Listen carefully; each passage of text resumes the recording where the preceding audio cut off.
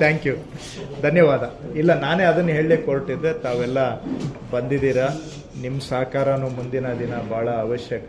ಯಾಕಂದರೆ ಬೆಂಗಳೂರು ಅಂದರೆ ಜನಗಳ ಜೀವನ ಜೊತೆಗೆ ಅನ್ಯೋನ್ಯ ಸಂಬಂಧ ಇರತಕ್ಕಂತಹ ನಗರ. ಸೊ ನಮಗೂ ಮತ್ತು ಜನಗಳ ಸಂಪರ್ಕ ಕೊಂಡಿ ನೀವೇ ಆಗಿರ್ತೀರಿ. ಸೊ ಹಾಗಾಗಿ ನೀವು ಕೂಡ ಇವತ್ತು ಎಲ್ಲರೂ ಆಸಕ್ತರಾಗಿ ಬಂದಿದ್ದೀರಾ ಮತ್ತು ನಿಮ್ಮ ಮುಂದಿನ ದಿನಗಳಲ್ಲೂ ಕೂಡ ನಿಮ್ಮ ಸಹಕಾರ ಭಾಳ ಅವಶ್ಯಕ ಬೆಂಗಳೂರಿನ ಹಿತದೃಷ್ಟಿಯಿಂದ. ಇವತ್ತು ನಾನು ನಮ್ಮ ಅಪರ ಮುಖ್ಯ ಕಾರ್ಯದರ್ಶಿಗಳು ಶ್ರೀ ತುಷಾರ್ ಅವರು, ಅಪರ ಮುಖ್ಯ ಕಾರ್ಯದರ್ಶಿ ಹಾಗೂ ಮುಖ್ಯ ಆಯುಕ್ತರು ಮಹೇಶ್ವರ ರಾವ್ ಅವರು, ನಮ್ಮ ಮುನೀಶ್ ಅವರು, ಹರೀಶು, ಹೀಗೆ ಮತ್ತು ಎಲ್ಲ 5 ನಗರ ಕಾರ್ಪೊರೇಷನ್ನ ಕಮಿಷನರ್ಸು, ಬೇರೆ ಬೇರೆ ಚೀಫ್ ಇಂಜಿನಿಯರ್ಸು, ಉನ್ನತ ಅಧಿಕಾರಿಗಳ ಜೊತೆಗೆ ಒಂದು ಆರಂಭಿಕ ಸಭೆಯನ್ನು ಮಾಡಿದ್ದೇನೆ.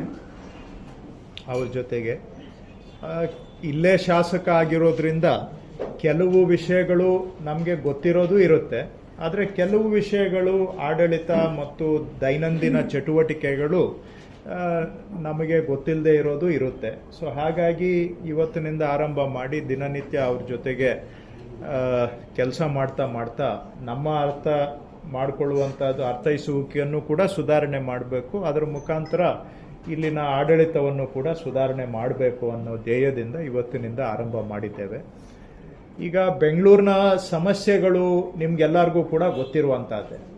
ಇದು ಬಹಳ ಸವಾಲುಗಳಿಂದ ಕೂಡಿರ್ತಕ್ಕಂತಹ ಬಹಳ ನಗರ. ಬೆಂಗಳೂರು ನಮ್ಮ ರಾಜ್ಯಕ್ಕೆ, ದೇಶಕ್ಕೆ ಒಂದು ಆಸ್ತಿಯೂ ಹೌದು. ಇಲ್ಲಿ ಪ್ರಪಂಚದ ಅನೇಕ ಭಾಗಗಳಿಂದ ಅನೇಕ ಸಂಸ್ಥೆಗಳು ಅಂದರೆ ಕಂಪನಿಗಳು ಬಂದು ಬೆಂಗಳೂರಲ್ಲಿ ಅವರು ಮನೆ ಮಾಡಿ ಅವರು ಇಲ್ಲಿಂದ ಉತ್ಪಾದನೆ ಆಗ್ತಕ್ಕಂತಹ ಸೊಲ್ಯೂಷನ್ಸ್ ಪ್ರಪಂಚದ ಮೂಲೆ ಮೂಲೆಯಲ್ಲೂ ಕೂಡ ರಫ್ತಾಗ್ತಾ ಇದೆ. ನಮಗೆ ಐಟಿನೂ ಕೂಡ ಒಂದು ಸೊಲ್ಯೂಷನ್ನೇ, ಅದು ಒಂದು ಎಕ್ಸ್ಪೋರ್ಟೇ. ಸೊ ಇಡೀ ದೇಶಕ್ಕೆ, ಇಡೀ ಪ್ರಪಂಚಕ್ಕೆ ಒಂದು ರೀತಿ ಆಧಾರ ಸ್ತಂಭ ಬೆಂಗಳೂರು ಆಗಿದೆ. ಪ್ರಪಂಚ ಬಿಡಿ, ದೇಶ ಬಿಡಿ, ಇಲ್ಲಿ ವಾಸ ಮಾಡೋ ಜನಗಳಿಗೆ, ಬೆಂಗಳೂರಿನಲ್ಲಿ ವಾಸ ಮಾಡ್ತಕ್ಕಂಥ ಸುಮಾರು 1.5 ಕೋಟಿ ಜನಗಳಿಗೆ ಬೆಂಗಳೂರು ಅವರಿಗೆ ಆಶ್ರಯವಾಗಿದೆ. ಅವರ ಮನೆ ಇಲ್ಲಿ ಮಾಡ್ಕೊಂಡಿರೋದು ಅಷ್ಟೇ ಅಲ್ಲ, ಅವರಿಗೆ ಉದ್ಯೋಗ ಕೊಟ್ಟಿರೋದು ಅಷ್ಟೇ ಅಲ್ಲ, ಅವರ ಮಕ್ಕಳ ಶಿಕ್ಷಣದಿಂದ ಹಿಡಿದು ಇಡೀ ಜೀವನ ಬೆಂಗಳೂರು ಅವರಿಗೆ ಕೊಡ್ತಾ ಇದೆ, ಸುಮಾರು 1.5 ಕೋಟಿ ಜನಗಳಿಗೆ. ಸೊ ನಮಗೆ ಮುಖ್ಯ ಬೆಂಗಳೂರಿನಲ್ಲಿ ಏನು ಉತ್ಪಾದನೆ ಆಗುತ್ತೆ, ಇಲ್ಲಿಂದ ಎಷ್ಟು ದೇಶಕ್ಕೆ ರಫ್ತು ಹೋಗುತ್ತೆ, ಬೇರೆ ದೇಶದಿಂದ ಇಲ್ಲಿಗೆ ಎಷ್ಟು ಕಂಪನಿಗಳು ಬರ್ತಾ ಇದ್ದಾವೆ, ಎಷ್ಟು ಆದಾಯ ಬರ್ತಾ ಇದೆ ಅನ್ನೋದಕ್ಕಿಂತ ಮುಖ್ಯ ಇಲ್ಲಿ ವಾಸ ಮಾಡ್ತಕ್ಕಂಥ 1.5 ಕೋಟಿ ಜನ ನಮಗೆ ಮುಖ್ಯ. ಸೊ ನಮ್ಮ ಮೊದಲ ಆದ್ಯತೆ ಇಲ್ಲಿ ಬೆಂಗಳೂರಿನಲ್ಲಿ ವಾಸ ಮಾಡ್ತಕ್ಕಂಥ ಜನಗಳ ಜೀವನ ಗುಣಮಟ್ಟ ಸುಧಾರಣೆ ಆಗಬೇಕು. ಸಿಂಪಲ್ ಆಗಿ ತಮಗೆ ಒಂದು ವಾಕ್ಯದಲ್ಲಿ ಹೇಳೋದಾದ್ರೆ, ರಿಪೀಟ್ ಮಾಡ್ತೇನೆ, ಬೆಂಗಳೂರಿನಲ್ಲಿ ವಾಸ ಮಾಡ್ತಕ್ಕಂಥ 1.5 ಕೋಟಿ ಜನಗಳ ದೈನಂದಿನ ಜೀವನ ಸುಧಾರಣೆ ಆಗಬೇಕು. ಸುಧಾರಣೆ ಆಗಬೇಕು ಅಂದರೆ ಸಮಸ್ಯೆಗಳು 4-6 ಇದ್ದಾವೆ. ಇಲ್ಲಿ ರಸ್ತೆ ಸಮಸ್ಯೆ ಇದೆ, ಟ್ರಾಫಿಕ್ ಸಮಸ್ಯೆ ಇದೆ, ಗಾರ್ಬೇಜ್ದು, ಅಥವಾ ಬೆಂಗಳೂರಿನ ಸೌಂದರ್ಯ, ಸ್ವಚ್ಛತೆ, ಹೀಗೆ ಮಳೆ ನೀರು, ಮತ್ತೊಂದು ಮಗದೊಂದು ಸಮಸ್ಯೆಗಳು ಇದ್ದಾವೆ. ಸೊ ಈ ಸಮಸ್ಯೆಗಳನ್ನು ಪರಿಹಾರ ಮಾಡಬೇಕು ಅಂತಾನೆ ಹಿಂದೆ ಇದ್ದಂಥ ಒಂದೇ ಒಂದು BBMP ಅಂತ ಇದ್ರೆ 1.5 ಕೋಟಿ ಜನಸಂಖ್ಯೆ ವಾಸ ಮಾಡ್ತಕ್ಕಂಥ ಪ್ರದೇಶ ಯಾರೂ ಒಬ್ಬರು ಕಮಿಷನರೇಟ್ ಕಡೆಯಿಂದ ಸಾಲ್ವ್ ಮಾಡೋದಕ್ಕೆ, ಪರಿಹಾರ ಮಾಡೋದಕ್ಕೆ ಆಗೋದಿಲ್ಲ ಅಂತೇಳಿ ಒಂದು GBA ಸೂಪರ್ ಸ್ಟ್ರಕ್ಚರ್ ಅನ್ನು ಕ್ರಿಯೇಟ್ ಮಾಡಿ 5 ಕಮಿಷನರೇಟ್ಗಳನ್ನು ಮಾಡಿ, ಇದು ಒಂದು ನನ್ನ ಪ್ರಕಾರ ಬೆಂಗಳೂರಿನ ಸಮಸ್ಯೆಗಳನ್ನು ಪರಿಹಾರ ಮಾಡಲಿಕ್ಕೆ ಒಂದು ಮೂಲಭೂತ ಪರಿಹಾರ, ಇದು ಸೊಲ್ಯೂಷನ್. ಅದನ್ನ ಹಿಂದೆ ಇಲ್ಲಿ ಉಸ್ತುವಾರಿ ಇದ್ದಾಗ ಇಂದಿನ ಮಾನ್ಯ ಮುಖ್ಯಮಂತ್ರಿಗಳು ಶ್ರೀಯುತ DK ಶಿವಕುಮಾರ್ ಅವರು ಸಿದ್ದರಾಮಯ್ಯನವರ ಸರ್ಕಾರದಲ್ಲಿ ಅದನ್ನ ಮಾಡಿದ್ದಾರೆ. ಅಲ್ಲಿಂದ ಹಿಡ್ಕೊಂಡು ಬೆಂಗಳೂರಿನ ಟ್ರಾಫಿಕ್ ಪ್ರಾಬ್ಲಮ್ ಸಾಲ್ವ್ ಮಾಡೋದಕ್ಕೆ ಟನಲ್ ಆಗ್ಬೋದು, ಎಲಿವೇಟೆಡ್ ರೋಡ್ಸ್ ಆಗ್ಬೋದು, ಅವುಗಳಿಗೂ ಕೂಡ ಪರಿಹಾರವನ್ನು ರೂಪಿಸಿ ಅನುಷ್ಠಾನದ ಹಂತಕ್ಕೆ ಮಾನ್ಯ ಶಿವಕುಮಾರ್ ಅವರು ಸಿದ್ದರಾಮಯ್ಯನವರು ತಗೊಂಡು ಬಂದಿದ್ದಾರೆ. ಹಾಗೇನೆ ಖಾತಾ, ಬೆಂಗಳೂರಿನಲ್ಲಿ ಇದ್ದಂತಹ ಅಸ್ಪಷ್ಟ ಖಾತಾ ಸಮಸ್ಯೆಯನ್ನು ಪರಿಹಾರ ಮಾಡಲಿಕ್ಕೆ ಈ ಖಾತಾ ತಗೊಂಡು ಬಂದು ಅದಕ್ಕೂ ಕೂಡ ಒಂದು ಇಡೀ ದೇಶದಲ್ಲೇ ಅತ್ಯುತ್ತಮವಾದಂತಹ ಖಾತೆಗಳ ನಿರ್ವಹಣೆ ಅಂದರೆ ಆಸ್ತಿಗಳ ಮಾಲೀಕತ್ವ ನಿರ್ವಹಣಾ ವ್ಯವಸ್ಥೆ ಪ್ರಾಪರ್ಟಿ ಮ್ಯಾನೇಜ್ಮೆಂಟ್ ಸಿಸ್ಟಮ್ ಅನ್ನು ಬೆಂಗಳೂರಲ್ಲಿ ಇಂಟ್ರೊಡ್ಯೂಸ್ ಮಾಡಿದ್ದಾರೆ. ಸೊ ಈ ರೀತಿಯಾಗಿ ಲಾಂಗ್ ಟರ್ಮ್ಗೆ ಏನೆಲ್ಲ ಸೊಲ್ಯೂಷನ್ಸ್ ಬೇಕೋ ಅದನ್ನು ಅವರು ಒಂದು ಹಂತಕ್ಕೆ ತಗೊಂಡು ಬಂದಿದ್ದಾರೆ ಕಳೆದ 3 ವರ್ಷಗಳ ಸತತ ಪ್ರಯತ್ನದಿಂದ. ಸೊ ಅದನ್ನು ಮುಂದುವರಿಸೋದು ಒಂದು ಕಡೆಗೆ ಆದರೆ ಇನ್ನೊಂದು ಕಡೆ ಜನಗಳ ದಿನನಿತ್ಯದ ಸಮಸ್ಯೆಗಳನ್ನು ಪರಿಹಾರ ಮಾಡೋದು ಕೂಡ ನಾವು ಹೆಚ್ಚಿನ ಆದ್ಯತೆಯನ್ನು ಅದರ ಕಡೆಗೆ ಕೊಡಬೇಕಾಗತ್ತೆ. ಸೊ ನಾನು ಎಲ್ಲ ಅಧಿಕಾರಿಗಳಿಗೆ ಅದನ್ನೇ ಹೇಳಿದ್ದೇನೆ, ಡೇ ಟು ಡೇ ಪ್ರಾಬ್ಲಮ್ಸ್ ಜನಗಳದ್ದು ಏನಿದೆ ಅದನ್ನು ನಾವು ಪ್ರಯಾರಿಟಿಯಾಗಿ ತಗೋಬೇಕಾದ್ರೆ ಅದನ್ನು ಸಾಲ್ವ್ ಮಾಡಬೇಕಾದ್ರೆ ಇಲ್ಲಿ ಸಿಸ್ಟಮ್ಸ್ ಇದ್ದಾವೆ. 5 ಜನ ಕಮಿಷನರ್ಸ್ ಇದ್ದಾರೆ, ಸುಮಾರು 18-20 ಜನ IAS ಆಫೀಸರ್ಸ್ ಇದ್ದಾರೆ ಬೆಂಗಳೂರಲ್ಲಿ ಕೆಲಸ ಮಾಡ್ತಕ್ಕಂಥವರು, ಮತ್ತು ಇಂಜಿನಿಯರ್ಸ್ ಇದ್ದಾರೆ. ಸ್ವಲ್ಪ ಶಾರ್ಟೇಜ್ ಇರ್ಬೋದು, ಇಲ್ಲ ಅಂತ ನಾನು ಹೇಳೋದಿಲ್ಲ. ಆದರೆ ಇರೋ ಸಿಸ್ಟಮ್ ಸರಿಯಾಗಿ ಕೆಲಸ ಮಾಡಿದರೆ ಕೆಲವು ಸಮಸ್ಯೆಗಳನ್ನಾದರೂ ನಾವು ಪರಿಹಾರ ಮಾಡ್ಬೋದು. ಸೊ ಅದನ್ನು ನಾವು ಆಡಳಿತದಲ್ಲಿ ಚುರುಕು ಮೂಡಿಸಿ ಆಡಳಿತದಲ್ಲಿ ಸುಧಾರಣೆ ಮಾಡಿ ಜನಗಳ ದಿನನಿತ್ಯದ ಜೀವನ ಗುಣಮಟ್ಟ ಸುಧಾರಣೆ ಮಾಡಬೇಕು. ಇದು ಸಿಂಪಲ್ ಆಗಿ ಸರಳವಾಗಿ ನಮ್ಮ ಆದ್ಯತೆ ಅನ್ನುವಂಥದ್ದು ನಾನು ತಮ್ಮ ಜೊತೆಗೆ ಹಂಚ್ಕೊಳ್ಳಿಕ್ಕೆ. ಹೇಗೆ ಮಾಡಬೇಕು ಏನು ಮಾಡಬೇಕು ಅನ್ನೋದು ಇವತ್ತು ಒಂದೇ ದಿನ ಹೇಳುವಂಥ ವಿಷಯನೂ ಅಲ್ಲ, ಅದು ನಮ್ಮ ಒಂದು ದಿನದ ಗ್ರಹಿಕೆಗೆ ಮೀರಿದಂಥದ್ದಾಗಿದೆ. ಬಟ್ ಖಂಡಿತವಾಗಿ ಅದನ್ನು ನಾವು ಆದ್ಯತೆಯಾಗಿ ತಗೊಂಡು ಬೆಂಗಳೂರಿನಲ್ಲಿ ವಾಸ ಮಾಡ್ತಕ್ಕಂಥ ಜನ ಅವರಿಗೆ ಬರೀ ಫಿಸಿಕಲ್ ಇನ್ಫ್ರಾಸ್ಟ್ರಕ್ಚರ್ ಅಷ್ಟೇ ಅಲ್ಲ. ಫಿಸಿಕಲ್ ಇನ್ಫ್ರಾಸ್ಟ್ರಕ್ಚರ್ ಅಂದರೆ ರೋಡು, ನೀರು, ಡ್ರೈನು ಇವೆಲ್ಲ ಬರ್ತವೆ. ಅದರ ಜೊತೆಗೆ ಕ್ವಾಲಿಟಿ ಆಫ್ ಲೈಫ್, ಜೀವನದ ಗುಣಮಟ್ಟ ಬೇರೆ ಅಂಶಗಳ ಮೇಲೇನೂ ಅವಲಂಬಿತವಾಗಿರ್ತದೆ. ಇಲ್ಲಿ ಸಾಂಸ್ಕೃತಿಕವಾಗಿ ಸಂಪದ್ಭರಿತವಾದಂತಹ ವಾತಾವರಣ ಇರಬೇಕು.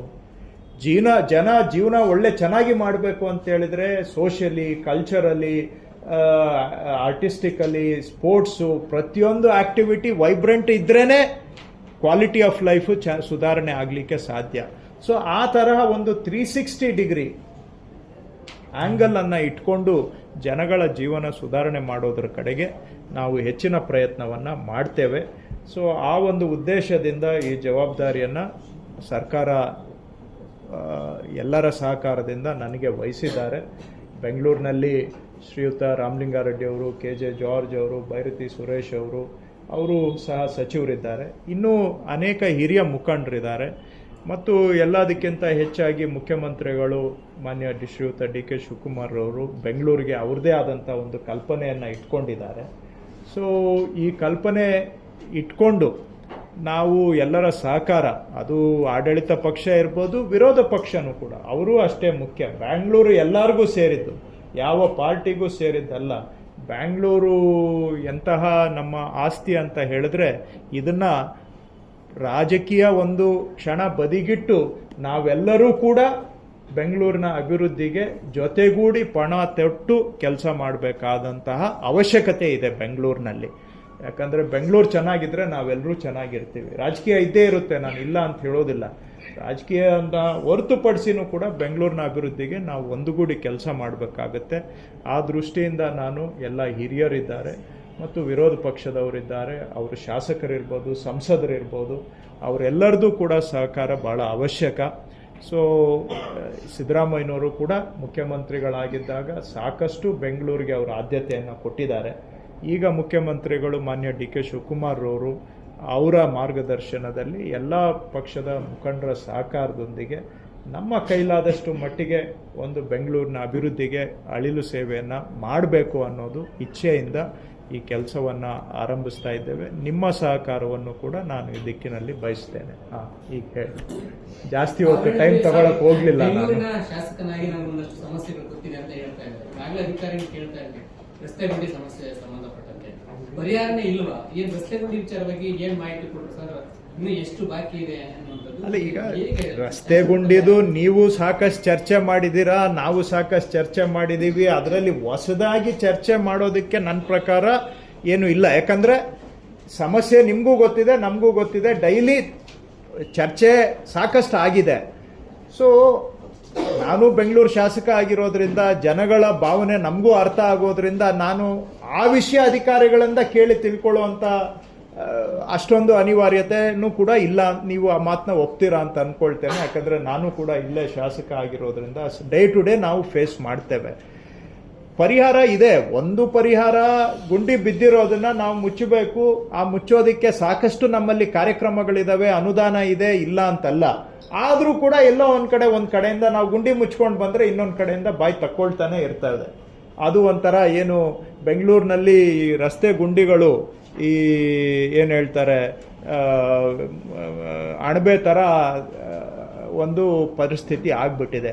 ಏನೇ ಇರಲಿ ಅದನ್ನು ಸಿಸ್ಟಮ್ಯಾಟಿಕ್ ಆಗಿ ಗುಂಡಿ ಮುಚ್ಚುವಂಥದ್ದು ಆಗಬೇಕು. ಇದನ್ನು ಇವತ್ತಲ್ಲ 25 ವರ್ಷದಿಂದ ನಾವು ಹೇಳ್ತಾನೆ ಬರ್ತಾ ಇದ್ದೇವೆ. ಹೇಳುವಾಗ ಕೂಡ ನನಗೂ ಒಂದು ಸ್ವಲ್ಪ 25 ವರ್ಷದಿಂದ ಹೇಳ್ತಾ ಇದ್ದೀವಿ, ಆದರೆ ಸಮಸ್ಯೆ ಅಂತೂ ಹೋಗಿಲ್ಲ. ಇದನ್ನು ನಾವು ಒಪ್ಕೊಳ್ಬೇಕು, ರೈಟ್? ಸೊ ಅದಕ್ಕೋಸ್ಕರ ನಾನು ಬಂದ್ಬಿಟ್ಟು ಈಗ ನಾನು ಡಿಕ್ಲೇರ್ ಮಾಡ್ತಾ ಇದ್ದೀನಿ ಅಂತ ಹೇಳಿ ನಾನು ಹೇಳಲಿಕ್ಕೆ ಹೋಗೋದಿಲ್ಲ. ಯಾಕಂದರೆ ನಾವು ಎಷ್ಟು ಮಾಡಿದರೂ ಕೂಡ ಸಾಲದು. ಅಷ್ಟು ರಸ್ತೆ ಸೌಕರ್ಯದ ಸಮಸ್ಯೆ ಇದೆ. ಸಮಸ್ಯೆಯನ್ನು ನಾನು ಒಪ್ಕೊಳ್ಬೇಕಷ್ಟೇ. ಒಪ್ಕೊಂಡು ಸಿನ್ಸಿಯರ್ ಆಗಿ ಅದನ್ನ ಸಾಲ್ವ್ ಮಾಡೋಕ್ಕೆ ನಾವು ಟ್ರೈ ಮಾಡ್ತೇವೆ. ಆದರೆ ನಾನು ಅಧಿಕಾರಿಗಳಿಗೆ ಕೇಳಿದ್ದು, ಏನು ರಸ್ತೆ ಗುಂಡಿ ಇಲ್ಲದೆ ರಸ್ತೆ ಮಾಡೋಕ್ಕೆ ಬರೋದಿಲ್ವಾ? ಸಾಧ್ಯ ಇಲ್ವಾ? ಅಸಾಧ್ಯವಾಗಿರೋ ಕೆಲಸನ ಮಾಡೋ ಕೆಲಸ ಕರೆಕ್ಟಾಗಿ ಮಾಡಿದರೆ ಯಾಕೆ ರಸ್ತೆ ಗುಂಡಿ ಬರುತ್ತೆ? ನಾನು ಅವ್ರಿಗೆ ಇದು ಪ್ರಶ್ನೆಯನ್ನ ಕೇಳಿದ್ದೇನೆ. ಅಲ್ಲಿಗೆ ಎಲ್ಲೋ ಒಂದು ಕಡೆ ನಾವು ಮಾಡೋ ಕೆಲಸ ಸರಿಯಾಗಿ ಮಾಡ್ತಾ ಇಲ್ಲ. ಆ ಕೆಲಸ ಸರಿಯಾಗಿ ಮಾಡದೇ ಇರೋದ್ರಿಂದ ಬರೋ ಸಮಸ್ಯೆಗಳಿಗೆ ನಾವೇ ಹುಟ್ಟಾಕ್ತಾ ಇದ್ದೀವಿ ಅಥವಾ ಉದ್ಭವ ಮಾಡಿಕೊಡ್ತಾ ಇದ್ದೇವೆ. ಸೊ ಈ ರೀತಿಯಾಗಿ ಸಿಸ್ಟಮ್ ಅನ್ನ ಟೈಟನ್ ಮಾಡೋದ್ರ ಮುಖಾಂತರ ಬರೋ ಸಮಸ್ಯೆಗಳನ್ನು ತಪ್ಪಿಸುವಂಥದ್ದು, ಪ್ರಿವೆನ್ಷನ್ ಕಡೆಗೂ ಕೂಡ ನಾವು ಗಮನ ಕೊಡಬೇಕಾಗತ್ತೆ. ಸೊ ಎರಡೂ ಕಡೆ, ಒಂದು ಕಡೆ ಮುಂದೆ ಇಂಥ ಸಮಸ್ಯೆಗಳು ರಿಪೀಟ್ ಆಗಬಾರ್ದು, ಆದಂಥ ಸಂದರ್ಭದಲ್ಲಿ ಅದನ್ನ ಸ್ವಲ್ಪ ಜವಾಬ್ದಾರಿಯಿಂದ ಸಾಲ್ವ್ ಮಾಡಬೇಕು. ಸೊ ಆ ದಿಕ್ಕಿನಲ್ಲಿ ಮಾಡ್ತಾರೆ. ಮಾಮೂಲಿ ನೀವು ಲೆಕ್ಕ ಕೊಡ್ತೀವಿ, ನಾವು ಲೆಕ್ಕ ಕೊಡ್ತೀವಿ, ಆ ಲೆಕ್ಕ ಇಟ್ಕೊಂಡು ಏನ್ ಮಾಡಕ್ಕಾಗುತ್ತೆ? ಆದ ತಕ್ಷಣ ಅಂತ ಹೇಳಲಿಲ್ಲ ನಾನು, ಆದಂಗೆ ಅಂತಲ್ಲ. ನೋಡಿ, ಸಿಂಪಲ್ ಆಗಿ ನೀವು ಬೇರೆ ಕಡೆ ಓಡಾಡಿದ್ದೀರಾ, ನಾನು ಓಡಾಡಿದ್ದೇನೆ. ಎಲ್ಲ ಕಡೆನೂ ಹಿಂಗೆ ರಸ್ತೆ ಗುಂಡಿ ಬೀಳುತ್ತಾ? ಏನೋ ಒಂದು ಎಷ್ಟೋ ಒಂದು ರೀಸನೇಬಲ್ ಒಂದು ಇಷ್ಟು ವರ್ಷ ಅಂತ ಇರಬೇಕು. ಒಂದು ರಸ್ತೆ ಮಾಡಿದ್ಮೇಲೆ ಬಾಳಿಕೆ ಬರಬೇಕು. ಕೆಲವು ಕಡೆ ಯಗ್ಗ ಮುಗ್ಗ ಜನನೂ ಅಗಿತಾರೆ ರೋಡನ್ನ, ಹೌದಾ? ಬೇರೆಯವರು ಕೇಬಲ್ ಹಾಕೋರು ಬಂದು ಅಗಿತಾರೆ. ಅದು ಆವಾಗ ಗುಂಡಿ ಬಿದ್ದರೆ ನನಗೆ ಅರ್ಥ ಆಗುತ್ತೆ. ಆದರೆ ಏನು ಆ ರೀತಿಯಾಗಿ ಯಾರು ಹಾಳು ಮಾಡದೆ ಹಾಳಾಗುವಂಥದ್ದು ಇದೆಯಲ್ಲ, ಆ ರೀತಿ ಆಗದೆ ಮಾಡ್ಲಿಕ್ಕೆ ಆಗೋದಿಲ್ವಾ ರಸ್ತೆ ಗುಣಮಟ್ಟ? ಹೌದು, ರಸ್ತೆ ಕಾಮಗಾರಿಗಳ ಗುಣಮಟ್ಟ ಸುಧಾರಣೆ ಆಗ್ಬೇಕು. ಅದನ್ನ ಹೇಳಲಿಕ್ಕೆ ಪ್ರಯತ್ನ, ಅದನ್ನು ಆಗ್ಬೇಕು. ಅದ್ರ ಜೊತೆಗೆ ಹಾಳಾದಾಗ ರಿಪೇರಿ ಮಾಡುವಂತದ್ದು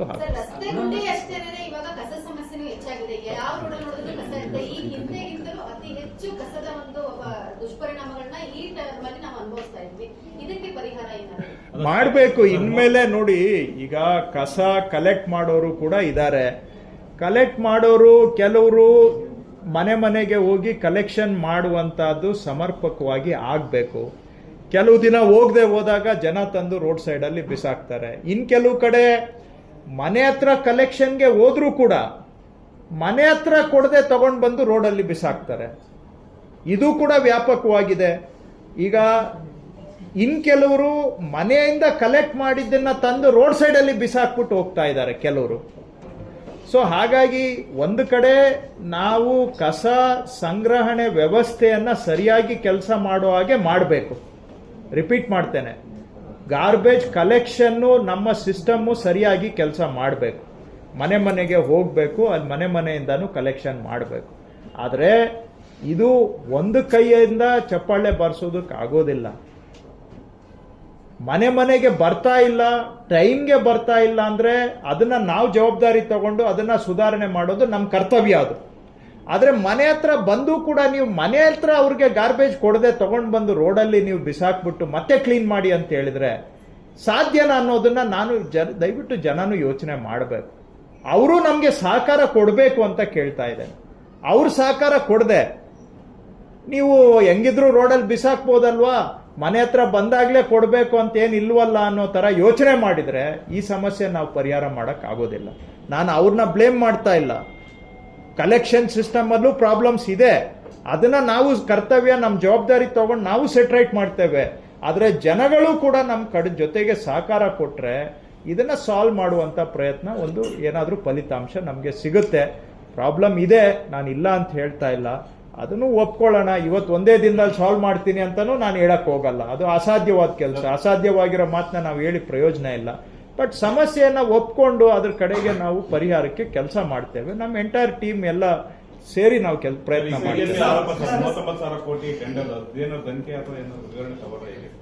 ಇಲ್ಲ, ಅದಕ್ಕೊಂದು ಗೌರ್ಮೆಂಟಲ್ಲೇ ಈ ಟೆಂಡರನ್ನು ಎವ್ಯಾಲ್ಯೂಯೇಟ್ ಮಾಡಲಿಕ್ಕೆ ಒಂದು ಉನ್ನತ ಅಧಿಕಾರಿಗಳ ಪರಿಶೀಲನಾ ಸಮಿತಿಯನ್ನು ಸರ್ಕಾರ ನೇಮಿಸಿದೆ. ಸೊ ವಿರೋಧ ಪಕ್ಷದವರಿಗೂ ಕೂಡ ಅದ್ರ ಬಗ್ಗೆ ಏನೇ ದೂರುಗಳಿದ್ರೆ ಆ ಪರಿಶೀಲನಾ ಸಮಿತಿಗೆ ನಮ್ಮ ಸರ್ಕಾರ ಕೊಟ್ರೇನು ನಾವು ಅದನ್ನು ಪರಿಶೀಲನಾ ಸಮಿತಿಗೆ ವಹಿಸಿ ಅವ್ರ ಕಡೆಯಿಂದ ಅವರು ಕೊಡುವಂಥ ದೂರನ್ನು ಕೂಡ ನಾವು ಎವ್ಯಾಲ್ಯೂಯೇಷನ್, ಎಕ್ಸಾಮಿನೇಷನ್ ಮಾಡಿ ಅವ್ರದ್ದು ಏನಾದರೂ ಹೇಳುವಂಥದ್ರಲ್ಲಿ ಸತ್ಯ ಇದ್ದರೆ ಅದನ್ನು ಸರಿಪಡಿಸ್ಕೊಳ್ಳಿಕ್ಕೂ ಕೂಡ ನಾವು ತಯಾರಿದ್ದೇವೆ. ಎವ್ಯಾಲ್ಯೂಯೇಷನ್ ಕಮಿಟಿಯನ್ನು ಮಾಡಿದ್ದೇವೆ ಉನ್ನತ ಅಧಿಕಾರಿಗಳದ್ದು. ಅವರು ಮುಖಾಂತರ ಅದು ಎವ್ಯಾಲ್ಯೂಯೇಷನ್ ಆಗಿ ಅದರಲ್ಲಿ ಏನಾದರೂ ಸರಿ ತಪ್ಪು ಇದ್ರೆ ಅವ್ರದ್ದು ವರದಿಯನ್ನು ತಗೊಂಡು ಮುಂದಿನ ಹೆಜ್ಜೆಯನ್ನು ಇಡ್ತೇವೆ. ಏತನ್ಮಧ್ಯ ಪರಿಶೀಲನಾ ಸಮಿತಿಗೆ ಗಮನದಲ್ಲಿ ಇಲ್ಲದೆ ಇರುವಂತ ವಿಷಯ ಏನಾದರೂ ಇದ್ರೆ ವಿರೋಧ ಪಕ್ಷದವರು ಅದನ್ನ ನಮ್ಗಾದ್ರೂ ಕೊಡ್ಲಿ ಅಥವಾ ಸಮಿತಿಗೆ ನೇರವಾಗಿ ಆದ್ರೂ ಕೊಡ್ಲಿ, ಅವನ್ನು ಕೂಡ ನಾವು ಎಕ್ಸಾಮಿನ್ ಮಾಡ್ತೇವೆ. 30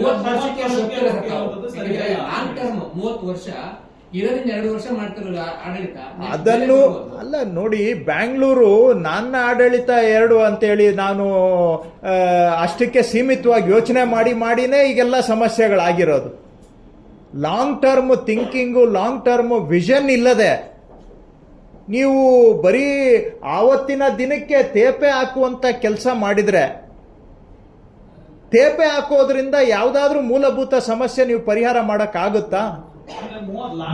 ಆಯ್ತು, ಲಾಂಗ್ ಟರ್ಮ್ ಆಯ್ತು. 30 ವರ್ಷ ಅಂತ ನೀವು ಹೇಳ್ಬೋದು, 15 ವರ್ಷ ಅಂತ ಇನ್ನೊಬ್ರು ಹೇಳ್ಬೋದು, ಇಲ್ಲ 45 ವರ್ಷ ಅಂತ ಮತ್ತೊಬ್ರು ಹೇಳ್ಬೋದು. ಯಾವುದು ಫೀಸಬಲ್ ಲಾಂಗ್ ಟರ್ಮ್ ಅಂತ ನೀವು ವಿಚಾರ ಮಾಡೋಣ. ಹಾಗಾದ್ರೆ ನಾನೇನು 5 ವರ್ಷಕ್ಕೆ ಅಂತ ನಾನೇನು ಟೆಂಡರ್ ತಗೊಂಡು ಬಂದಿದ್ದೀನ ಸರ್ಕಾರ ನಡೆಸಕ್ಕೆ? ನಾನು ಬೆಂಗಳೂರಿನ ಮೂಲಭೂತ ಸಮಸ್ಯೆಗಳನ್ನು ಪರಿಹಾರ ಮಾಡುವಂತ ದೀರ್ಘಾಲೋಚನೆ ಇರಬೇಕು ಸರ್ಕಾರದಲ್ಲಿ ಇರೋರ್ಗೆ. ನೆನ್ನೆ ಸಮಸ್ಯೆಗೆ ಇವತ್ತು ಪರಿಹಾರ ಕೊಡೋದು, ನಾಳೆ ಆಗೋಷ್ಟೊತ್ತಿಗೆ ಸಮಸ್ಯೆನೇ ಬೇರೆ ಆಗಿರುತ್ತೆ ಅಂತ ಹೇಳಿದ್ರೆ ಎಲ್ಲ ನಾವು ಬರೀ ಅದು ಬೆಂಗಳೂರಲ್ಲಿ ಹಳೆ ಮಾತೊಂದು ಇದೆಯಲ್ಲ, ಹಳೆ ಕಲ್ಲು ಹೊಸ ಬಿಲ್ಲು ಅಂತ, ಇದೇ ಸಂಸ್ಕೃತಿ ಮುಂದುವರಿಸೋದಕ್ಕೆ ನಮ್ಮಂತವ್ರು ಇಲ್ಲಿ ಕೂತಿರೋದು. ಏನಾದ್ರೂ ಒಂದು ಲಾಂಗ್ ಟರ್ಮ್ ಅದನ್ನ ಎವ್ಯಾಲ್ಯೂಯೇಷನ್ ಮಾಡಲಿ, ಅದನ್ನ ಯಾರು ಬೇಕಾದ್ರೂ ಸ್ಕ್ರೂಟನೈಸ್ ಮಾಡಲಿ. ಈಗ ನಾವು ನಮ್ಮ ಸ್ಕ್ರೂಟಿನಿಗೆ ಮೀರಿದಂತ ವಿಷಯಗಳು ಯಾರ್ದಾದ್ರೂ ಗಮನದಲ್ಲಿದ್ರೆ ಅವರು ನೋಡಿ ಇಂತಿಂತ ಪಾಯಿಂಟ್ ಅಲ್ಲಿ ಎವ್ಯಾಲ್ಯೂಯೇಷನ್ ಮಾಡಿ ಅಂತ ಕೊಡಿ, ಅದನ್ನ ನಾವು ಎವ್ಯಾಲ್ಯೂಯೇಷನ್ ಮಾಡ್ತೇವೆ. ಯಾರು ಬೇಕಾದ್ರೂ ಸ್ಕ್ರೂಟನೈಸ್ ಮಾಡಲಿ. ಯಾಕಂದ್ರೆ ಇದು ನಾವು ಮಾತಾಡ್ತಾ ಇರೋದು ಒಂದು ಸಾರ್ವಜನಿಕರ ವಿಷಯ, ಪಬ್ಲಿಕ್ ಇಶ್ಯೂ, ಇದು ಪಬ್ಲಿಕ್ ಪ್ರಾಬ್ಲಮ್. ಸೊಲ್ಯೂಷನ್ ಕೊಡ್ತಾ ಇರೋದು ಕೂಡ ಪಬ್ಲಿಕ್ಗೆ, ಪಬ್ಲಿಕ್ ಎಕ್ಸ್ಚೆಕರ್ ಇಂದ ನಾವು ಸೊಲ್ಯೂಷನ್ ಕೊಡ್ತಾ ಇರುವಂತಹದ್ದು. ಸೊ ಎಲ್ಲರಿಗೂ ಸಲಹೆ, ಸೂಚನೆ, ಟೀಕೆ ಮಾಡಲಿಕ್ಕೆ ಅವರಿಗೆ ಸ್ವಾತಂತ್ರ್ಯ ಇದೆ, ಅಧಿಕಾರ ಇದೆ, ಹಕ್ಕು ಇದೆ. ಆದರೆ ಕನ್ಸ್ಟ್ರಕ್ಟಿವ್ ಆಗಿರಬೇಕು ಅಂತ ನಾವು ಮನವಿ ಮಾಡ್ತಾ ಇದ್ದೇವೆ ಅಷ್ಟೇ. ಸುಮ್ಮನೆ ನೀವು 30 ವರ್ಷಕ್ಕೆ ಕೊಟ್ಟಿದ್ದೇ ತಪ್ಪು ಅಂತ ಹೇಳೋದಾದ್ರೆ ಅದು ಯಾವ ಆಧಾರದ ಮೇಲೆ ತಪ್ಪು ಅಂತ ಹೇಳ್ತೀರಾ? ಲಾಂಗ್ ಟರ್ಮ್ ಸೊಲ್ಯೂಷನ್ ಇರಬೇಕು. ಅವರು ಈಗ ಬರುವಂತವರು ಬಹುಶಃ ಒಂದು ಉದಾಹರಣೆ, ನಾನು ಇನ್ನೂ ಡೀಟೇಲ್ಸ್ಗೆ ಹೋಗಿಲ್ಲ, ಕ್ಯಾಬಿನೆಟ್ಗೆ ಬಂದಿತ್ತು, ಚರ್ಚೆ ಆಗಿದೆ, ನಿಮಗೆ ಎಲ್ಲ ಗೊತ್ತಿರಬೇಕು ಅಂತ ನೀವು ಹೇಳಬಹುದು. ನಿಜ, ನೀವು ಹೇಳುವಂಥದ್ದಾದ್ರೂ ಕೂಡ ಡೀಟೇಲ್ಸ್ಗೆ ಇನ್ನು ಬರೋ ದಿನಗಳಲ್ಲಿ ನಾನು ಹೋಗ್ತೇನೆ. ಈಗ ಅವ್ರದೇ ಆದಂಥ ಬಂಡವಾಳ ಹಾಕಬೇಕಾಗತ್ತೆ. ಅವ್ರದೇ ಆದಂಥ ಬಂಡವಾಳ ಹಾಕುವಾಗ ಅದ್ರ ಮೇಲೆ ಎಷ್ಟು ದಿನಕ್ಕೆ ಅವ್ರ ಬಂಡವಾಳ ರಿಕವರ್ ಆಗುತ್ತೆ, ಎಲ್ಲ ಪ್ರಶ್ನೆಗಳು ಬರ್ತವೆ. ಅದನ್ನ ನಮ್ಮ ಸೀನಿಯರ್ ಆಫೀಸರ್ಸ್ ಕಮಿಟಿನೂ ಎವ್ಯಾಲ್ಯೂಯೇಟ್ ಮಾಡಲಿ. ಅವ್ರು ಏನ್ ರಿಪೋರ್ಟ್ ಕೊಡ್ತಾರೆ ನೋಡೋಣ. ಅದರಲ್ಲಿ ಯಾವುದು ಸಮರ್ಥನೆ ಮಾಡಬಹುದಾದಂತ ವಿಷಯ ಇದೆ, ಸಮರ್ಥನೆ ಆಗದೇ ಇರುವಂತ ವಿಷಯ ಇದೆ. ಆಮೇಲೆ ನಿಮ್ಗೂ ಅದನ್ನ ಹಂಚ್ಕೊಳ್ತೇವೆ, ಅವರ ರಿಪೋರ್ಟ್ ಏನಿದೆ ಚರ್ಚೆ ಮಾಡೋಣ. ನಮ್ಮ ಇಲಾಖಾ ಹಂತದಲ್ಲಿ ಏನಾದರೂ ತನಿಖೆ ಆಗುತ್ತೆ? ಯಾವುದು ಪರಿಶೀಲನಾ ತಂಡ ಆಗ್ತಾ ಇದೆ ಇಲಾಖೆ ಹಂತದಲ್ಲಿ? ಈಗ ಇಂಡಿಪೆಂಡೆಂಟ್ ಆಗಿ ಈ ಇಲಾಖೆಗೆ ಸಂಬಂಧ ಇಲ್ಲದೆ ಇರುವಂತಹ ಮೇಲುಸ್ತುವಾರಿ ಸಮಿತಿಯಲ್ಲಿ ನಾವು ಮಾಡಿದ್ದೇವೆ. ಸೊ ಇಂಡಿಪೆಂಡೆಂಟ್ ಆಗಿರುತ್ತೆ. ಈಗ ನಾವು ಪ್ರಿಪೇರ್ ಮಾಡಿದ್ದು ಉದಾಹರಣೆ ಅಂದರೆ GBA ಪ್ರಿಪೇರ್ ಮಾಡಿದ್ದ ಎಸ್ಟಿಮೇಟನ್ನು GBAನೇ ಎವ್ಯಾಲ್ಯೂಯೇಟ್ ಮಾಡಿದರೆ ಅದರಲ್ಲಿ ಆವಾಗ ನೀವು ಹೇಳ್ತೀರಾ ನೀವೇ ಮಾಡಿದವರು ನೀವೇ ಏನು ಎವ್ಯಾಲ್ಯೂಯೇಷನ್ ಮಾಡ್ತೀರಾ ಅಂತ ನೀವು ಕೇಳ್ತೀರಾ. ಹಾಗಾಗಿ ಈಗ ಒಂದು ಇಂಡಿಪೆಂಡೆಂಟ್ ಉನ್ನತ ಅಧಿಕಾರಿಗಳ ಸಮಿತಿಗೆ ವಹಿಸಿದ್ದೇವೆ. ಒಂದು 17% ಜಾಸ್ತಿ ಕೋಟ್ ಮಾಡಿದ್ದಾರೆ ಅನ್ನೋದು ಒಂದು. ಇನ್ನೊಂದು ಬ್ಲಾಕ್ ಲಿಸ್ಟ್ ಅಲ್ಲಿ ಆಗಿರುವಂತ ಆ ಒಂದು ಕಂಪನಿಯ ಸಿಸ್ಟರ್ ಕಂಪನಿಗೆ ಮತ್ತೆ ಟೆಂಡರ್ ಕೊಟ್ಟಿರುವಂತದ್ದು ಎಷ್ಟು ಸರಿ ಅನ್ನೋದು ಪ್ರಶ್ನೆ ಸರ್. ಈಗ ಎವ್ಯಾಲ್ಯೂಯೇಷನ್ ಕಮಿಟಿಯವರು ಅವರ ಪ್ರೊಸೀಡಿಂಗ್ಸ್ ಅನ್ನ ಮಾಡಿ ಅವರ ರೆಕಮೆಂಡೇಶನ್ಸು ಅಥವಾ ಅವರ ಸ್ಟಡಿ ರಿಪೋರ್ಟ್ ಅನ್ನ ಕೊಡ್ಲಿ, ಮತ್ತೆ ಮಾತಾಡೋಣ. ಇದ್ರ ಬಗ್ಗೆ ಏನು ಈ ಒಂದೇ ದಿನಕ್ಕೆ ಮುಗಿಯುವಂತ ವಿಷಯ ಅಲ್ಲ. ಇದೊಂದು ಪ್ರಮುಖ ವಿಷಯ ಆಗಿರೋದ್ರಿಂದ ಇವತ್ತಲ್ಲ ನಾಳೆ ಮತ್ತೆ ನಾವು ಚರ್ಚೆ ಮಾಡಲೇಬೇಕಾಗುತ್ತೆ. ನಿಮ್ಮ ಜೊತೆನೂ ಚರ್ಚೆ ಮಾಡೋಣ. ಅವ್ರ ಕಮಿಟಿ ರಿಪೋರ್ಟ್ ಬರಲಿ. ಕಮಿಟಿ ಹೆಸರಿಗೆ ಅಂಜುಮ್ ಪರ್ವೇಜ್ ಅವ್ರನ್ನ ಆ ಒಂದು ಕಮಿಟಿ ಮುಖ್ಯಸ್ಥರನ್ನ ಮಾಡಿದ್ದು ಎಷ್ಟು ಸರಿ ಅನ್ನೋದು ಅದು ಸರಿಯಲ್ಲ. ಯಾಕೆ ಅವರು senior officer, additional chief secretary rank officer, ಒಳ್ಳೆ ರೆಪ್ಯುಟೇಷನ್ ಇರ್ತಕ್ಕಂಥವ್ರು. ಯಾರನ್ನ ಮಾಡಿದ್ರು ನೀವು ಪ್ರಶ್ನೆ ಮಾಡ್ಬೋದು, ಅದೆಲ್ಲ ಸ್ವಾಭಾವಿಕವಾಗಿರ್ತದೆ. Is a good officer. ಈಗ ಈ ಖಾತೆ ಸಮರ್ಪಕವಾಗಿ ನಡೀತಾ ಇದೆ ಅಂತ ತಾವು ಹೇಳಿದ್ರೆ, ಆದ್ರೆ ಈ ಕೆಲವು ಕಡೆ B2A ಅಪ್ಲೋಡ್ ಆಗ್ತಾ ಇಲ್ಲ, ಬಹಳಷ್ಟು ಇದಾವೆ ಕೆಲವು. ನಾನು ಸಮರ್ಪಕವಾಗಿ ಅಂತ ಬಹುಶಃ ಆ ಪದ ಬಳಸಿಲ್ಲ ಅಂತ ನಾನು ಅನ್ಕೊಳ್ತೇನೆ. ತಾವು ಹೇಳ್ತಾ ಇದ್ದೀರಾ ಆ ಸಿಸ್ಟಮ್ ಅನ್ನ ತಗೊಂಡ್ ಬಂದಿದ್ದೀವಿ ಅಂತ ನಾನು ಹೇಳಿದ್ದು. ತಗೊಂಡ್ ಬಂದಿದ್ದೀವಿ. ದೇಶದಲ್ಲಿ ಬೆಸ್ಟ್ ಖಾತಾ ಮ್ಯಾನೇಜ್ಮೆಂಟ್ ಸಿಸ್ಟಮ್ ಬೆಂಗಳೂರಿನಲ್ಲಿ ಇಂಟ್ರೊಡ್ಯೂಸ್ ಮಾಡಿದ್ದೇವೆ. ಅಲ್ಲಿಗೆ ಅದರಲ್ಲಿ ಏನೂ ಪ್ರಾಬ್ಲಮ್ಸೇ ಇಲ್ವಾ? ಯಾವುದೇ ಒಂದು ಈ ಥರ ಯಾವುದು ದೇಶದಲ್ಲಿ ಯಾರೂ ಮಾಡದೇ ಇರುವಂಥ ಪ್ರಯೋಗ ನಾವು ಮಾಡಿದಾಗ ಸ್ವಾಭಾವಿಕವಾಗಿ ಅದರಲ್ಲಿ ಇಂಗ್ಲೀಷ್ನಲ್ಲಿ ಟೀದಿಂಗ್ ಪ್ರಾಬ್ಲಮ್ಸ್ ಅಂತ ಹೇಳ್ತಾರೆ. ಆರಂಭಿಕ ಸಮಸ್ಯೆಗಳು ಇದ್ದೇ ಇರ್ತವೆ. ಯಾವುದ್ಯಾವುದು ಸಮಸ್ಯೆ ನಮ್ಮ ಗಮನಕ್ಕೆ ಬಂದಿದೆ ಅದನ್ನು 1 by 1 ಪರಿಹಾರ ಮಾಡ್ಕೊಂಡು ಹೋಗ್ತಾ ಇದ್ದೇವೆ. ಆದರೆ ತಾವು ಅರ್ಥ ಮಾಡ್ಕೊಳ್ಳಿ, ಹಿಂದೆ ಇರೋದು ನೀವು ಖಾತಾ ಬುಕ್ಕನ್ನು ತೆಗೆದು ನೋಡ್ಬೇಕು. ನೆಕ್ಸ್ಟ್ ಟೈಮ್ ನಿಮಗೆ ತೋರಿಸ್ತೇನೆ. ಕಟ್ಟಿಗೆನಹಳ್ಳಿ ಅಂತ ಬರೆದ್ಬಿಟ್ಟು ಒಂದು ಬರೀ ಕಟ್ಟಿಗೆನಹಳ್ಳಿ ಅಡ್ರೆಸ್ ಅಲ್ಲಿ 2000 ಖಾತಾಗಳಿದಾವೆ. ಯಾವ ರೋಡು ಅಂತ ಬರ್ದಿಲ್ಲ, ಯಾವ ಅಡ್ರೆಸ್ ಇಲ್ಲ, ಬರೀ ಕಟ್ಟಿಗೆನಹಳ್ಳಿ ಅಂತೇಳಿ 2000 ಖಾತಾ ಇದೆ. ಯಾವ ಖಾತಾಗೆ, ಯಾವ ಪ್ರಾಪರ್ಟಿಗೆ ಸಂಬಂಧಪಟ್ಟಿದ್ದ ಖಾತಾ? ಇದನ್ನ ಮುಂದುವರಿಸ್ಬೇಕಾ? ನಾಳೆ ಎಲ್ಲ ಕೋರ್ಟ್ ಕೇಸಲ್ಲಿ ಪ್ರಾಪರ್ಟಿ ಡಿಸ್ಪ್ಯೂಟ್ಗಳು ಕೋರ್ಟ್ಗೆ ಯಾಕೆ ಹೋಗ್ತವೆ? ಯಾಕಂದ್ರೆ ಸರಿಯಾಗಿ ಖಾತೆ ನಿರ್ವಹಣೆ ಇಲ್ಲ. ಹಂಗಾಗಿ ಹೈಯೆಸ್ಟ್ ಕೋರ್ಟಲ್ಲಿರೋ 65% ಕೇಸ್ ಯಾವುದಿದೆ ತಾವು ತೆಗೆದು ನೋಡಿ ಸ್ವಲ್ಪ. ಎಲ್ಲ ಪ್ರಾಪರ್ಟಿ ರಿಲೇಟೆಡ್ ಇದೆ. ಯಾಕೆ ಆ ರೀತಿ ಇದೆ? ಪ್ರಾಪರ್ಟಿ ದಾಖಲೆಗಳ ನಿರ್ವಹಣೆ ಸರಿ ಇಲ್ಲ. ಅದಕ್ಕೋಸ್ಕರ ಇವತ್ತು ದೇಶದಲ್ಲೇ ಬೆಸ್ಟ್ ಪ್ರಾಪರ್ಟಿ ಖಾತೆ ನಿರ್ವಹಣೆ ವ್ಯವಸ್ಥೆಯನ್ನ ನಾವು ಬೆಂಗಳೂರಿನಲ್ಲಿ ಜಾರಿ ಮಾಡಿದ್ದೇವೆ. ಅದನ್ನ ಜಾರಿ ಮಾಡಿದ್ದೇವೆ ಅಂತ ನಾನು ಹೇಳಿದೆ. ಸಮಸ್ಯೆಗಳು ನಮ್ಗೆ ಬಂದಿದ್ದು ಗಮನಕ್ಕೆ ಅದನ್ನು ಒಂದೊಂದು ಸಾಲ್ವ್ ಮಾಡ್ಕೊಂಡು ಹೋಗ್ತಾ ಇದ್ದೇವೆ. ಆದರೆ ಇದರಿಂದ ನಾಳೆ ಜನಗಳ ಜೀವನ ಎಷ್ಟೋ ಅನುಕೂಲ ಆಗುತ್ತೆ. ಯಾಕಂದ್ರೆ ಒಂದ್ಸತಿ ನೀವು ಸಲೀಸಾಗಿ ಪ್ರಾಪರ್ಟಿ ತಗೊಂಡ್ಬಿಡ್ತೀರಾ, ಆಮೇಲೆ ಕೋರ್ಟಲ್ಲಿ ಹೋಗಿ ಸಿಕ್ಕಾಕೊಂಡ್ರೆ ಕೋರ್ಟಿಂದ ಹೊರಗಡೆ ಬರೋದಕ್ಕೆ ಎಷ್ಟು ಖರ್ಚಾಗುತ್ತೆ? ನಿಮ್ದು ಪ್ರಾಪರ್ಟಿ ದಾಖಲೆಗಳು ಸರಿ ಇಲ್ಲ ಅಂತ ಹೇಳಿದ್ರೆ ಅದನ್ನ ಯಾವ ಅಧಿಕಾರಿಗೆ ಹೋಗಿ ಎಷ್ಟೆಷ್ಟು ಲಂಚ ಕೊಡಬೇಕಾಗುತ್ತೆ? ಎಲ್ಲದಕ್ಕೂ ಮೂಲ ಯಾವುದು? ಅಸಮರ್ಪಕ ಖಾತೆ ನಿರ್ವಹಣೆ, ಅಸಮರ್ಪಕ ದಾಖಲೆಗಳ ನಿರ್ವಹಣೆ. ಕರೆಕ್ಟ್? ಅದನ್ನ ನಾವೀಗ ಸ್ಟ್ರೀಮ್ ಲೈನ್ ಮಾಡಿ ಒಂದು ಪಾರದರ್ಶಕ ವ್ಯವಸ್ಥೆ, ನಾಳೆ ಮೋಸ ಆಗದ ಹಾಗೆ, ವಂಚನೆ ಆಗದ ಹಾಗೆ, ಯಾವ್ದು ಪ್ರಾಪರ್ಟಿ ಅವ್ರ ಹೆಸರು ಅವರ ಲೊಕೇಶನ್ ಕರೆಕ್ಟ್ ಆಗಿರೋ ತರ ಸಿಸ್ಟಮ್ ತಗೊಂಡು ಬಂದಿದ್ದೇವೆ. 10 ಲಕ್ಷ ಜನಕ್ಕೆ ಈಗ ಏನು ಈ ಖಾತಾ ಫೈನಲ್ ಖಾತಾನು ಕೊಟ್ಟಿದ್ದೇವೆ. ಅದಲ್ಲದೆ ಇನ್ನು 15 ಲಕ್ಷ ಜನಕ್ಕೆ ಡ್ರಾಫ್ಟ್ ಖಾತಾನು ಕೊಟ್ಟಿದ್ದೇವೆ. ಅದಲ್ಲದೆ B2A ಖಾತಾ ಸುಮಾರು ಒಂದು 15-20 ಸಾವಿರ ಪ್ರಾಪರ್ಟಿಯವರು B2A ಖಾತಾ ತಗೊಂಡಿದ್ದಾರೆ. 20,000 ಜನ ತಗೊಂಡಿದ್ದಾರೆ ಕುಟುಂಬಗಳು ಅಂತ ಹೇಳಿದ್ರೆ ಬೇರೆಯವ್ರಿಗೂ ತಗೊಳ್ಬಹುದು. ಹಾಗಾದ್ರೆ ಸಮಸ್ಯೆನೇ ಇಲ್ವಾ ಅಂತ ನಾನು ಹೇಳ್ತಾ ಇಲ್ಲ. ಇರುತ್ತೆ 5%, 10%, 20% ಪ್ರಾಬ್ಲಮ್ ಇರುತ್ತೆ. ಅದನ್ನು ಕೂಡ ಸಾಲ್ವ್ ಮಾಡೋಣ. ನಮ್ಮ ಜವಾಬ್ದಾರಿ. ನಾವು ಇದು ಕೂತಿರೋದೇ ಅದಕ್ಕೆ, ಸಾಲ್ವ್ ಮಾಡೋಣ. ಹಾಗಂತೇಳಿ ದಯವಿಟ್ಟು ನಾನು ನಿಮಗೆ ರಿಕ್ವೆಸ್ಟ್ ಮಾಡೋ, ಟೀಕೆ ಮಾಡಿ, ನೀವಿರೋದು ಟೀಕೆ ಮಾಡೋದಕ್ಕೆ. ಆದರೆ ಇಡೀ ದೇಶದಲ್ಲಿ ಗೋಲ್ಡ್ ಸ್ಟ್ಯಾಂಡರ್ಡ್ ಆಸ್ತಿಗಳ ದಾಖಲೆ ನಿರ್ವಹಣೆ ನಾವು ತಗೊಂಡು ಬಂದಿದ್ದೇವೆ. ಇದರಿಂದ ಎಷ್ಟು ಭವಿಷ್ಯದಲ್ಲಿ, ಇವತ್ತು ನೀವು ಹೇಳ್ಬೋದು ಭ್ರಷ್ಟಾಚಾರ ಇವತ್ತು ಇದೆ ಅಂತ. ಭವಿಷ್ಯದಲ್ಲಿ ಈ ಸಿಸ್ಟಮ್ ಇಂದ ಎಷ್ಟು ಭ್ರಷ್ಟಾಚಾರ ಕಡಿಮೆ ಆಗುತ್ತೆ ಅನ್ನೋದನ್ನು ದಯವಿಟ್ಟು ಅರ್ಥ ಮಾಡ್ಕೊಳ್ಳಿ. ಇದರಿಂದ ಎಷ್ಟು ಲಿಟಿಗೇಷನ್ ಕಡಿಮೆ ಆಗುತ್ತೆ ಅನ್ನೋದನ್ನು ಅರ್ಥ ಮಾಡ್ಕೊಳ್ಳಿ.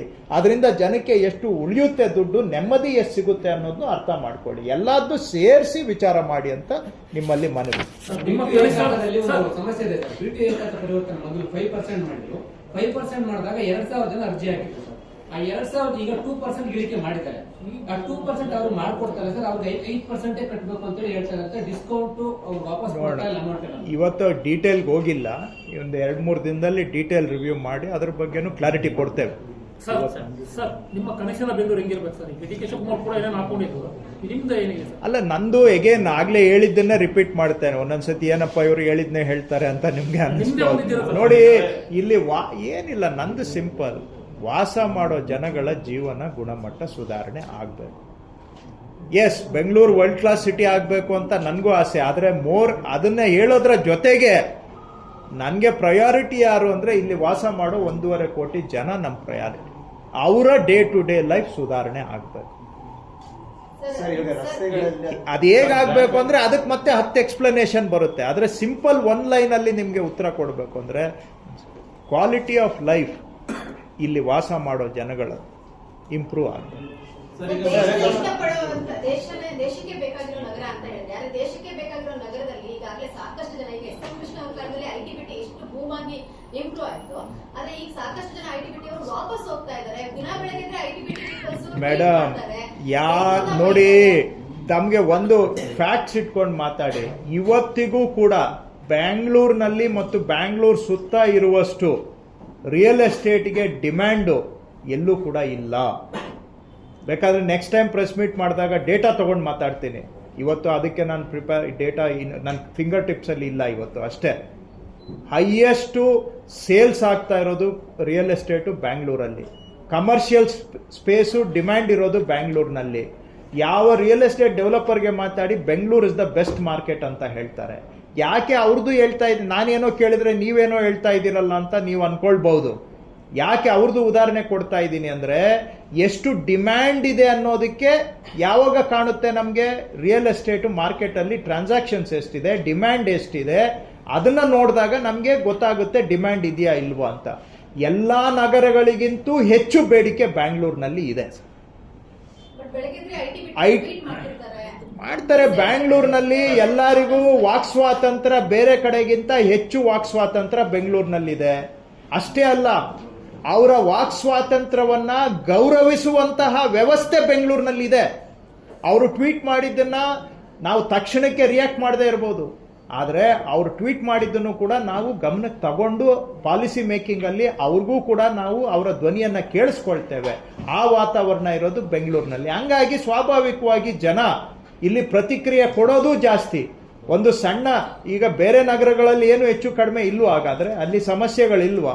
ನಾನು 1-2 ನಗರಕ್ಕೆ ಓಡಾಡಿದ್ದೀನಿ, ಕೆಲಸದ ಮೇಲೆ ಡೆಲ್ಲಿಗೆ ಹೋಗ್ತೀನಿ, ಅಲ್ಲೂ ಕೂಡ ಟ್ರಾಫಿಕ್ ಜಾಮ್ ಇರುತ್ತೆ. ಆದರೆ ಅಲ್ಲಿ ಇದೆ, ಇಲ್ಲಿ ಇರಬೇಕು ಅಂತ ನಾನು ಜಸ್ಟಿಫೈ ಮಾಡ್ತಾ ಇಲ್ಲ. ಆದರೆ ಇಲ್ಲಿ ಆಗುವಷ್ಟು ಚರ್ಚೆ ಬೇರೆಲ್ಲೂ ಕೂಡ ಆಗೋದಿಲ್ಲ. ಇದನ್ನು ನಾವು ಗಮನದಲ್ಲಿ ಇಟ್ಕೊಳ್ಳೋಣ. ಇವತ್ತು ಈ ನಗರೀಕರಣ ಇದೆಯಲ್ಲ, ಅರ್ಬನೈಸೇಷನ್, ಇಡೀ ಭಾರತ ದೇಶದ ಸಮಸ್ಯೆ. ಎಲ್ಲ ಕಡೆನೂ ಫೇಸ್ ಮಾಡ್ತಾ ಇದ್ದೇವೆ, ಬೆಂಗಳೂರಿನಲ್ಲೂ ಫೇಸ್ ಮಾಡ್ತಾ ಇದ್ದೇವೆ. ಹಾಗಂತೇಳಿ ನಾನು ಜಸ್ಟಿಫೈ ಮಾಡ್ತಾ ಇಲ್ಲ. ಇದು ಒಂದು ಸವಾಲು. ನನ್ನ ಪ್ರಕಾರ ನಗರೀಕರಣ ಒಂದು ಸವಾಲು. ಇದಕ್ಕೆ ಪರಿಹಾರ ಕಂಡುಕೊಳ್ಳುವಂತ ಪ್ರಯತ್ನ ನಾವೆಲ್ಲ ಮಾಡಬೇಕು. ಇವತ್ತಿಗೆ ಇಷ್ಟು ಸಾಕು, ಎಲ್ಲ ಒಂದೇ ದಿನಕ್ಕೆ ಮುಗಿಸಕ್ ಆಗೋದಿಲ್ಲ.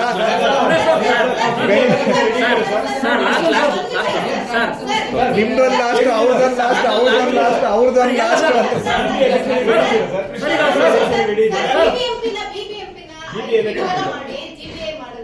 ಯಾಕೆಂದ್ರೆ ಆಡಳಿತ ಸುಧಾರಣೆ ತರಲಿಲ್ಲ. ಆದ್ರೆ ಆ 5 ಪಾಲಿಕೆಗಳಲ್ಲಿ 1 ಪಾಲಿಕೆ ಹೊರತುಪಡಿಸಿದ್ರೆ 4 ಪಾಲಿಕೆಗಳು ಇವತ್ತು ಆರ್ಥಿಕ ಸಂಕಷ್ಟನ ಎದುರಿಸ್ತಾ ಇದ್ದಾರೆ. ಇದಕ್ಕೆ ನಿಮ್ಮದೇ ಇರೋ ಪರಿಹಾರ, ಯಾಕೆಂದ್ರೆ ನೀವು ಕಂದಾಯ ಇಲಾಖೆ ಕೂಡ ಈಗಾಗಲೇ ಹ್ಯಾಂಡಲ್ ಮಾಡಿದ್ದೀರಾ. ಸೊ ಇಲ್ಲಿ ಬರುವಂತಹ ರೆವಿನ್ಯೂನ ಇಲ್ಲಿರುವಂತಹ ಆರ್ಥಿಕ ಸುಧಾರಣೆ ಮಾಡಲಿಕ್ಕೆ ಯಾವ ರೀತಿಯಾಗಿ ಬಳಸಬಹುದು? ಇಲ್ಲ, ಇದು ನಾವು GBA ಇದನ್ನ ರೂಪಿಸೋವಾಗ, ವಿನ್ಯಾಸ ಮಾಡುವಾಗ, ಅಂದ್ರೆ ಡಿಸೈನ್ ಮಾಡೋವಾಗಲೇ ಈ ಸಮಸ್ಯೆ ಸರ್ಕಾರದ ಗಮನದಲ್ಲಿತ್ತು. 1-2 ಪಾಲಿಕೆಗಳಿಗೆ ಆರ್ಥಿಕ ಕೊರತೆ ಆಗುತ್ತೆ ಅನ್ನುವಂಥದ್ದು ಆಗಲೇ ಅಂದಾಜು ಮಾಡಲಾಗಿತ್ತು. ಅಂದಾಜು ಮಾಡಿ ಅದಕ್ಕೆ ಪರಿಹಾರ ಕ್ರಮಗಳು ಕೂಡ ಕೆಲವು ಆಗ್ಲಿಂದಾನೇ ಚರ್ಚೆಯಲ್ಲಿ ಇದೆ, ಈಗಲೂ ಸರ್ಕಾರದಲ್ಲಿ ಇದೆ. ಸೊ ಇನ್ನೂ ತೀರ್ಮಾನ ಆಗಿಲ್ಲದೆ ಇರೋದ್ರಿಂದ ನಾನು ಹೇಳಲಿಕ್ಕೆ ಹೋಗೋದಿಲ್ಲ. ಆದರೆ ಅದಕ್ಕೆ ಹೇಗೆ ಪರಿಹಾರ ಮಾಡಬೇಕು ಅಂತಾನೂ ಕೂಡ ಸರ್ಕಾರದ ಹಂತದಲ್ಲಿ ಸೊಲ್ಯೂಷನ್ಸ್ ಇದೆ. ಯಾರಿಗೆ ಆರ್ಥಿಕ ಕೊರತೆ ಇದೆ ಆ ಕೊರತೆಯನ್ನು ಹೇಗೆ ಸರಿದೂಗಿಸ್ಬೇಕು ಅಂತ ಕೆಲವು 1-2-3 ಆಪ್ಷನ್ಸ್ ಇದೆ ಗೌರ್ಮೆಂಟಲ್ಲಿ. ಯಾವುದು ಈಗ ಡಿಸಿಷನ್ ಆಗಿಲ್ಲದೆ ಇರೋದ್ರಿಂದ ನಾನು ಹೇಳಲಿಕ್ಕೆ ಹೋಗೋದಿಲ್ಲ. ಬಟ್ ಏನಾದರೂ ಒಂದು ರೂಪದಲ್ಲಿ ಆ ಕೊರತೆಯನ್ನು ನೀಗಿಸುವಂತ ಕೆಲಸ ಸರ್ಕಾರ ಮಾಡುತ್ತೆ. ಆದರೆ ಹಾಗಂತೇಳಿ ನಾವು ಪ್ರಾಬ್ಲಮ್ ನಮ್ಗೆ ಗೊತ್ತಿದೆ ಅಂತ ಹೇಳ್ತಾ ಇದ್ದೀವಿ. ದೊಡ್ಡದಾದಂತ ಒಂದು ರೆವಿನ್ಯೂ ಬಂದಾಗ ಅಭಿವೃದ್ಧಿ ಮಾಡಲಿಕ್ಕೆ ಸಾಧ್ಯ ಸರ್, ಈಗ ಸರ್. ಸರ್, ರೆವಿನ್ಯೂ ಸೆಲೆಕ್ಟ್ ಆಗೋದು ಬೆಂಗಳೂರಿನಲ್ಲೇ. ಸೊ ಇಲ್ಲಿನ ರೆವಿನ್ಯೂಗೆ ಸಂಬಂಧಪಟ್ಟಂಗೆ, ಇಲ್ಲಿನ ರೆವಿನ್ಯೂಗೆ ಸಿಗೋದಕ್ಕೆ ಸಂಬಂಧಪಟ್ಟಂತೆ ಅದೇ ರೀತಿಯಾದಂತಹ ಮೂಲಭೂತ ಸೌಕರ್ಯಗಳನ್ನ ಕೊಡ್ಲಿಕ್ಕೆ ಏನೆಲ್ಲ ಪ್ಲಾನ್ಸ್ ಇದೆ? ಮಾಡೋಣ, ಡಿಸ್ಕಸ್ ಮಾಡೋಣ. ಒಂದೇ ದಿನ ಎಲೆಕ್ಷನ್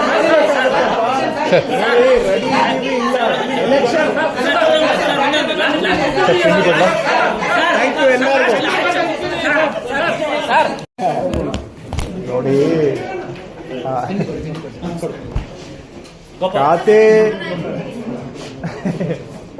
ಖಾತೆ ವಿಷಯದಲ್ಲಿ ನನ್ನ ಅಭಿಪ್ರಾಯ ನಾನು ಮಾನ್ಯ ಮುಖ್ಯಮಂತ್ರಿಗಳಿಗೆ ಮತ್ತು ಪಕ್ಷದ ವರಿಷ್ಠರಿಗೆ ತಿಳಿಸಿದ್ದೇನೆ. ನನ್ನ ಅಭಿಪ್ರಾಯ ಇಲ್ಲಿ ನಾವು ಸಮರ್ಪಕವಾಗಿ ಆಡಳಿತ ನಡೆಸಬೇಕು ಅಂತ ಹೇಳಿದ್ರೆ ಮತ್ತು ಉತ್ತರದಾಯಿತ್ವ ಇಟ್ಕೊಂಡು, ಅಕೌಂಟಬಿಲಿಟಿ ಇಟ್ಕೊಂಡು ಫಲಿತಾಂಶ ರಿಸಲ್ಟ್ ಕೊಡಬೇಕು ಅಂತ ಹೇಳಿದ್ರೆ ಒಂದು ಸ್ಪಷ್ಟತೆ ಇರಬೇಕು ಅಂತ ನಾನು ತಮ್ಮ ಜೊತೆಗೂ ಕೂಡ ಈಗಾಗಲೇ ಹೇಳಿದ್ದೇನೆ. ಅದೇ ವಿಷಯವನ್ನು ಮುಖ್ಯಮಂತ್ರಿಗಳ ಗಮನಕ್ಕೆ ಮತ್ತು ವರಿಷ್ಠರ ಗಮನಕ್ಕೆ ತಂದಿದ್ದೇನೆ. ಅವರು ಅದರ ಬಗ್ಗೆ ತೀರ್ಮಾನ ಮಾಡ್ತಾರೆ, ಹೇಗೆ ಇರಬೇಕು ಏನಿರಬೇಕು ಅನ್ನೋದನ್ನ ಅವರು ತೀರ್ಮಾನ ಮಾಡ್ತಾರೆ.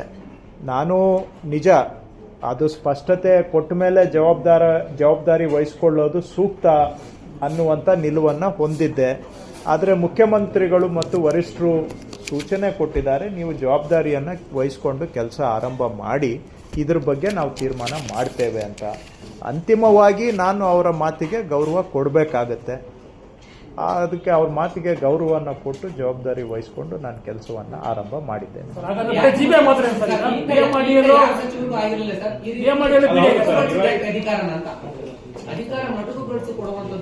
ಈಗ ಮುಖ್ಯಮಂತ್ರಿಗಳು ಅವರ ವಿವೇಚನೆಯನ್ನ ಉಪಯೋಗ ಮಾಡಿ ಅವರು ಒಂದು ತೀರ್ಮಾನವನ್ನು ತಗೊಂಡಿದ್ದಾರೆ.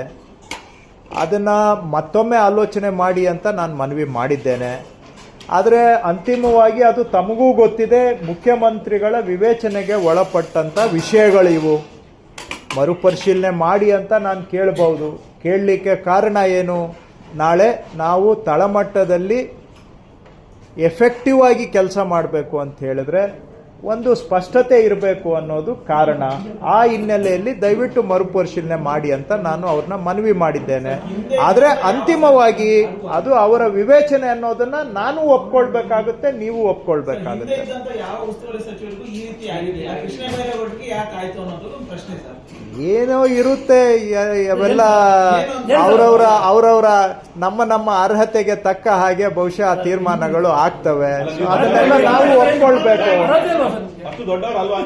ನನ್ನ ಅರ್ಹತೆ ಬಗ್ಗೆ ನಾನೇ ಹೇಳ್ಕೊಳಕ್ ಹೋದ್ರೆ ಅದರಲ್ಲಿ ನನ್ನ ಅರ್ಹತೆ ಏನು ಅನ್ನೋದನ್ನ ಮತ್ತೊಬ್ರು ಹೇಳ್ಬೇಕೇ ಹೊರತು ನಾನು ಹೇಳ್ಕೋಬಹುದು.